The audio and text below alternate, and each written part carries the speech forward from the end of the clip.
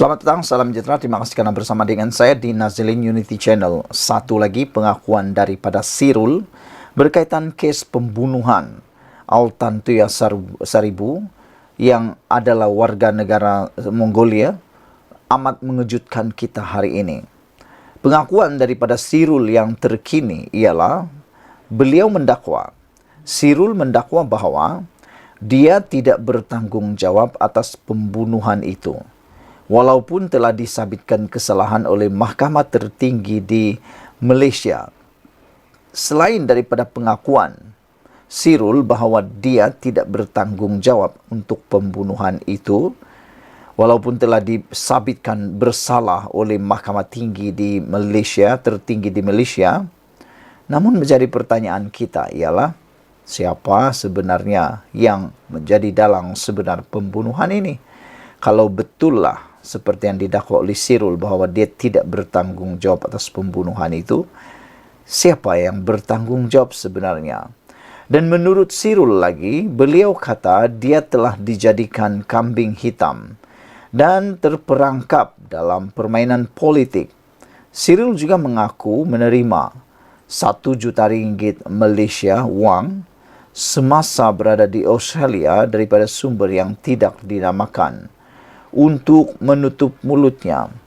Rupa-rupanya ada juga orang yang takut kalau dia punya belang itu terdedah.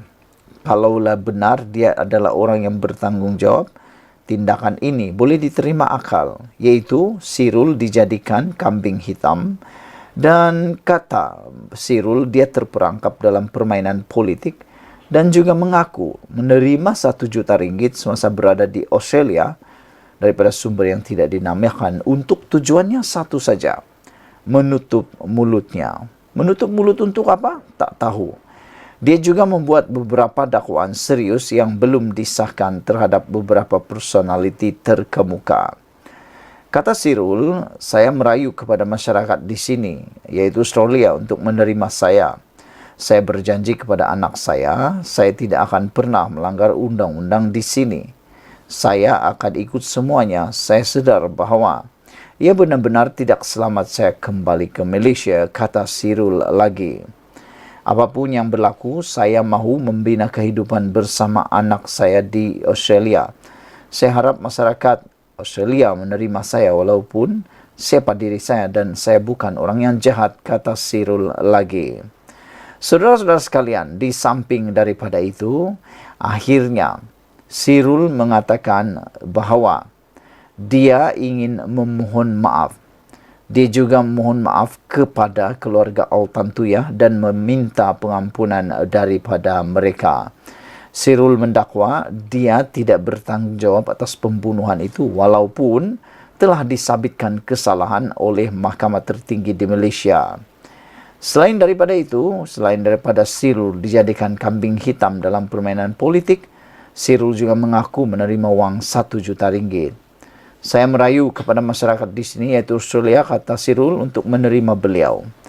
Beliau berjanji kepada anak-anak dia tidak akan pernah melanggar undang-undang.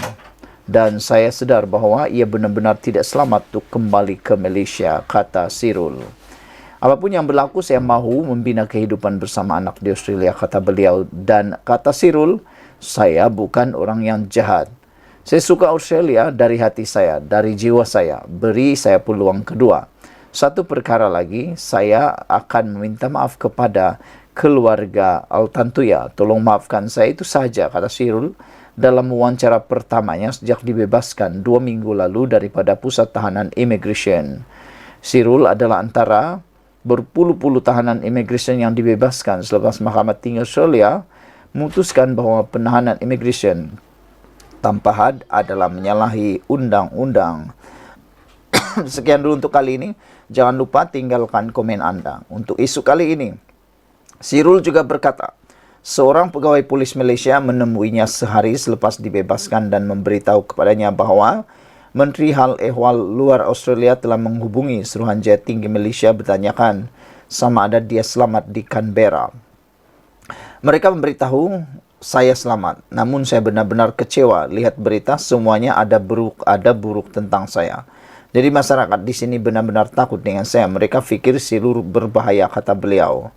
Saudara-saudara sekalian, dalam kejadian pada tahun 2006, Altantuya ditembak di kepala di sebuah hutan di puncak alam Selangor. Mayatnya kemudian diletupkan dengan bahan letupan. Sekian dulu untuk kali ini. Jangan lupa tinggalkan komen Anda, tekan butang subscribe. Kita jumpa lagi. Bye-bye. Selamat petang, salam sejahtera. Terima kasih karena bersama dengan saya di Nazilin Unity Channel. Ini satu lagi pendedahan dari Cosmo.com berkaitan dengan pembunuhan Altantuya dan Najib Tun Razak. Hari ini diberitakan Najib tidak terlibat kes Altantuya, turut menafikan mahu menutup mulut Sirul. Ikuti terus ulasan selepas ini. Wakil Guaman Datuk Seri Najib Tun Razak yaitu Safi Enko menegaskan bahawa anak guamnya yaitu Najib secara konklusif dikecualikan daripada kes pembunuhan wanita Mongolia Altantuya Saribu pada tahun 2006. Kes ini sudah lama. Safi Enko bertindak mengeluarkan kenyataan terbabit bertujuan bagi menjawab dakwaan yang dibangkitkan oleh Sirul Azhar Umar dalam tembual 101 East Al Jazeera baru-baru ini.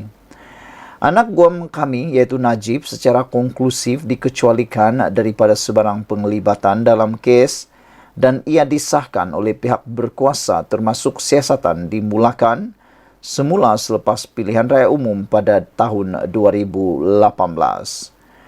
Pengesahan semula oleh Mahkamah Tinggi, Mahkamah Rayuan dan akhirnya melalui rayuan substantif di Mahkamah Persekutuan yang dibicarakan secara menyeluruh atas meritnya, ujar beliau lagi. Sehubungan itu katanya bekas anggota polis Azila Hadri pernah mencipta naratif berkait anak guam, namun Mahkamah Persekutuan pada tahun 2020 beranggapan dakwaan itu tidak mempunyai bahan dalam kedua-dua prosedur maupun merit. Pada itu, katanya, Najib telah berulang kali berkata, beliau tidak pernah bertemu atau mengenali Altantuya. Ini adalah bagi melindungi anak guam kami selepas Sirul mendakwa ada campur tangan dalam kes pembunuhan itu. Ia naratif berbeza dengan Azila yang mana mengukuhkan lagi pendirian tidak konsisten antara kedua-dua individu terbabit. Najib menafikan sebarang dakwaan mempengaruhi atau menutup mulut Sirul, malah beliau menggesa Sirul supaya berani mendedahkan apa-apa maklumat mengenai dalang demi kepentingan membongkar kebenaran, ketulusan dan keadilan. Katanya lagi, Ketua Polis Negara Tan Sri Razarudin Hussein, Sirul juga memberi peluang untuk Sirul membela diri selaras dengan Undang-Undang Malaysia dan Perlembagaan. Dakwaan Sirul dalam temubual baru-baru ini tidak pernah dibangkitkan di mana-mana mahkamah. Mahkamah Tinggi ke Mahkamah Rayuan dan akhirnya ke Mahkamah Persekutuan. Berikutan Sirul berdepan dengan hukuman mati, Najib menyatakan bahawa Sirul sepatutnya membangkitkan dakwaan itu di mahkamah. Sirul dan Azila tidak ditetapkan sebagai pengawal peribadi khusus Najib. Akan tetapi mereka adalah kumpulan pengawal peribadi yang digilir ketika pucuk pimpinan dalam kabinet ketika itu. Malah, kedua-duanya ditahan buat kali pertama selepas mereka tiba di lapangan terbang dari United Kingdom selepas menjalankan tugas melindungi Perdana Menteri terdahulu Tun Abdullah Ahmad Badawi, ujarnya. Justru, Najib meminta kerajaan untuk bekerjasama dengan Australia agar ekstradisi Sirul ke Malaysia dapat dilakukan seterusnya menjalankan siasatan menyeluruh terhadap kes itu. Najib juga menggesa kerajaan mempertimbang tawaran jaminan terhadap pelaksanaan hukuman mati untuk memudahkan objektif kebenaran dan keadilan yang lebih tulus, katanya lagi. Petik dari Cosmo Online. Sekian dulu untuk kali ini. Jangan lupa tinggalkan komen Anda. Untuk isu kali ini, Malaysia kita punya, kita jaga sama-sama cintai Malaysiaku. Bye-bye. Selamat petang, salam sejahtera. Terima kasih karena bersama dengan saya di Nazilin Unity Channel. Identiti Wahab, identiti Mr. H yang kita tunggu-tunggu selama ini tak kunjung-kunjung tiba. Dan yang terkini ialah apabila satu laporan mengatakan bahawa Wahab tidak memberikan keterangan kerana murung melampau. Ini menyebabkan menangguhkan beri keterangan, kata peguam beliau. Isu panas ini berkaitan dengan Dr. Agus dan Jekom melalui video panas Wahab. Yang menjadi persoalan kita ialah Wahab tak beritahu siapa identiti Mr. H itu. Beliau kata dia sudah dedahkan kepada polis. Tetapi melalui laporan-laporan media, polis juga kata Mr. H belum lagi datang berjumpa polis. Dan menjadi pertanyaan kita ialah siapa Mr. H? Kenapa sampai Wahab menjadi murung melampau sehingga ditangguhkan beri keterangan?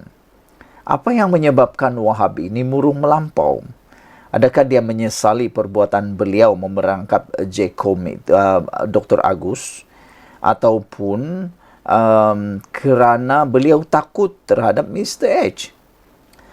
Pegawai Jekom iaitu Wahab sepatutnya memberikan keterangan kepada polis semalam tetapi ditangguhkan kerana beliau sedang mendapatkan rawatan, kata peguamnya. Pegawai Jabatan Komunikasi Komuniti Jekom Abdul Wahab Abdul Kadir Jailani mengalami kemurungan dan sedang mendapatkan rawatan menurut peguamnya.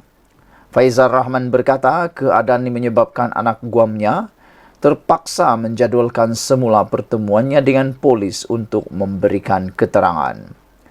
Polis sepatutnya merakam keterangan Wahab semalam berhubung video tidak senonoh didakwa memaparkan Wahab dan bekas ketua pengarah Jekom Agus Yusuf. Bagaimanapun janji temu itu terpaksa dibatalkan kerana Wahab mengalami kemurungan melampau, kata Faizal. Pada asalnya, tarikh Wahab memberi keterangan ditetapkan semalam iaitu Ahad. Tetapi atas faktor kesihatan, beliau tidak dapat berbuat demikian. Wahab mengalami kemurungan melampau dan sedang mendapatkan rawatan, kata Faizal. Saya telah berikan komitmen kepada pihak polis bahawa dalam minggu ini Wahab akan berikan keterangan. Terdahulu, berita harian melaporkan pihak polis tidak dapat menghubungi Wahab dan telefon bimbitnya dimatikan, memetik Ketua Polis Negara Razarudin Hussein. Menjawab dakwaan itu, Faizal berkata ini hanya salah faham kerana beliau sentiasa berhubung dengan polis. Terdahulu dilaporkan Wahab mendakwa beliau didesak oleh seorang individu bergelar Mr. H untuk merakam panggilan videonya dengan Agus. Bagaimanapun, kata Wahab, video itu kemudiannya disunting dan disebarkan dalam talian. Susulan itu, polis merakam keterangan beberapa individu termasuk Agus dan seorang lelaki dikatakan sebagai Mr. H. Bagaimanapun, pihak polis memerlukan Wahab untuk mengesahkan identiti lelaki tersebut. Saudara-saudara sekalian, siapakah Mr. H ini? Dan tentulah kita mahu supaya Wahab segera memberikan identiti Mr. H itu untuk merungkai masalah besar ini. Tanpa bantuan beliau, semuanya tidak akan dapat selesai. Sekian dulu untuk kali ini. Jangan lupa tinggalkan komen Anda, tekan butang subscribe. Kita jumpa lagi. Bye-bye.